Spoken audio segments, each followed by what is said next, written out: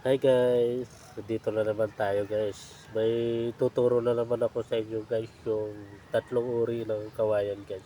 Yung hindi pa nakakilala. Ito guys yung kuha na to guys, yung kawayan na to.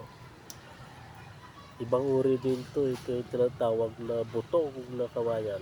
Butong ba yan? Butong na kawayan yan. Ito yung isa guys, yan yung dalusan. Yung tinatawag na bayog dahil kapag lumaki na, baliko yung kahoy nito. Yung puno. Kita nyo guys, so balikos siya. Tinatawag sa bayog. Ito, ito yung isa guys. Kanyan, yung kawayan. Kakpan din yan. Ito yung original na kawayan guys. Maraming tinik. Kaya pag makakita kayo nito guys, kapag maraming tinik, yan yung original na kawayan. Matibay na klase brighty na kawayan yan guys. Ito naman guys, yung labong ng bayog, yung tinatawag na talusan. Mas masarap yung labong nito guys dahil ibang klaseng varieties at saka madaling kukunin nito dahil walang tinik. Kapag makakita kayo ng labong nito guys, mas dapis yung labong nito, masarap. Yung tinatawag na bayog. Hindi masyado mapakla. Kahit konting pakulo lang okay na.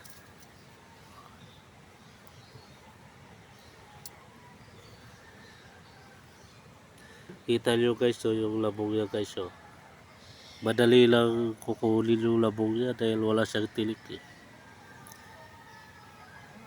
Ganyan yung kwan guys, yung bayog.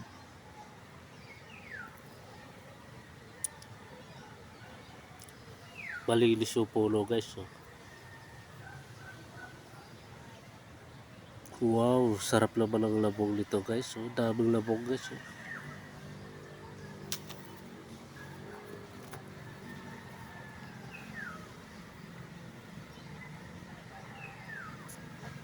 Ito naman guys, ito yung labong ng butong guys, yung matalas yung mga balahibo. So ito yung puno niya guys, so wala rin tinik. Saka matuwid din to.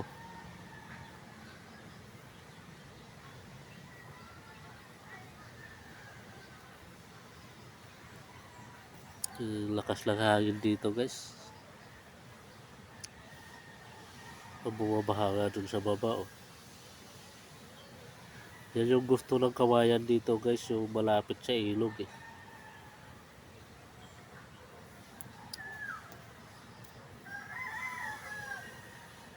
Lakas ng hangin.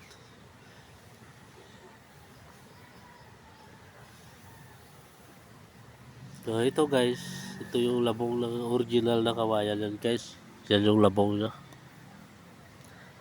Kapag tinatawag na original na kawayan guys, maraming tilik yan. Oh. Hindi mo basta-basta makuha yung labong yan, maraming tilik.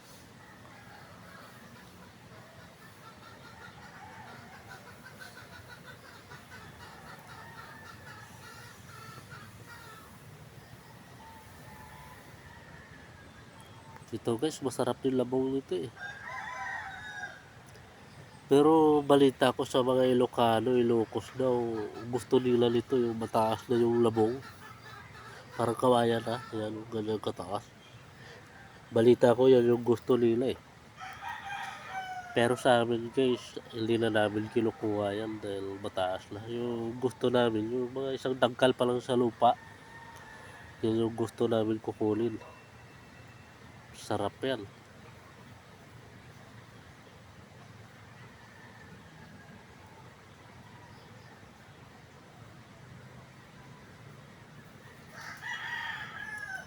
Guys, yung laki na lang labong guys. Oh.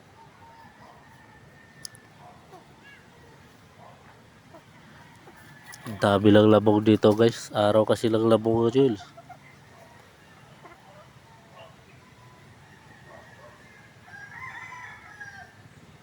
Hirap kukulin yung labong niya guys, no? May tilik.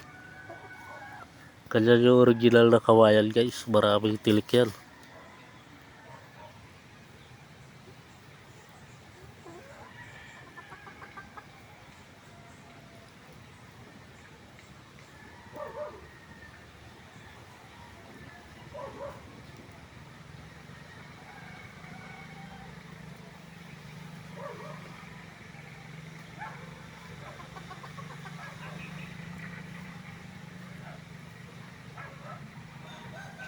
Magkatikim ka nito ng labong ng kawayan na to guys, papahirapan talaga magkuha nito. Kailangan mo talaga siya linisan.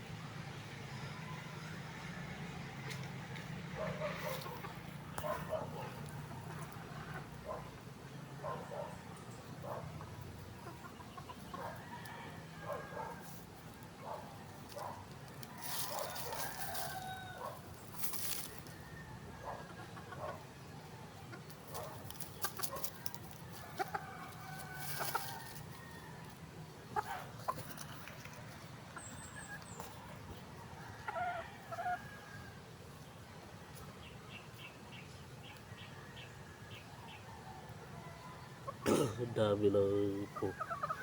dami ng puno ng kawayan guys. One, to, mga 20 piraso na rin.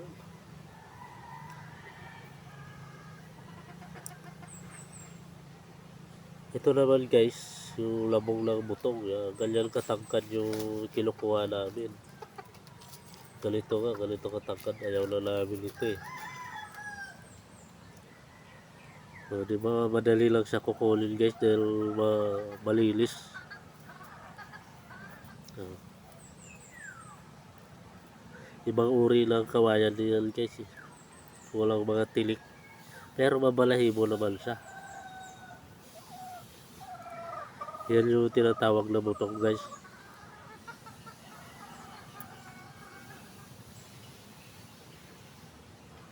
Ito siya guys. Marami din siya puno. So, malinis din yung puno niya.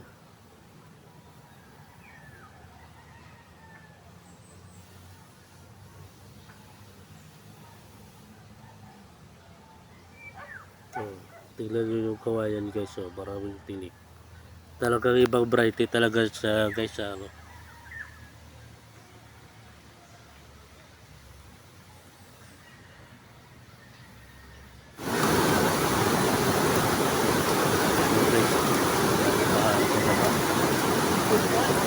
Ito yung puto ng kawayan dito.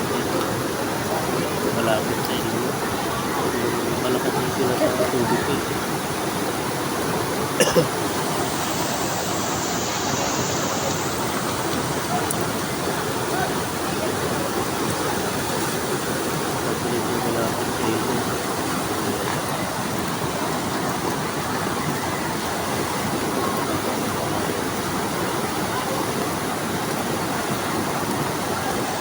Okay guys, salamat sa panonood nyo guys. Please subscribe and share. Thank you sa nakarating tayo sa Tatlong TV Tiger ngayon guys. Maraming salamat sa panonood. Hey guys, thank you for watching. Mabuhay tayong lahat. Maraming salamat. Bye bye.